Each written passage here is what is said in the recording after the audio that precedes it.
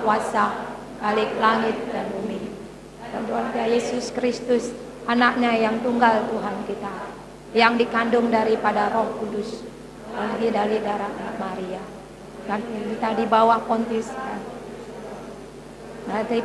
mati dan dikuburkan pada dalam kerajaan maut.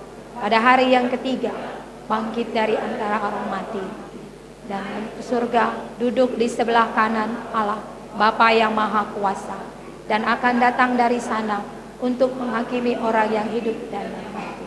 Aku percaya kepada Roh Kudus, gereja yang kudus dan am, persekutuan orang kudus, pengakuan dosa, pengampunan dan hidup yang kekal.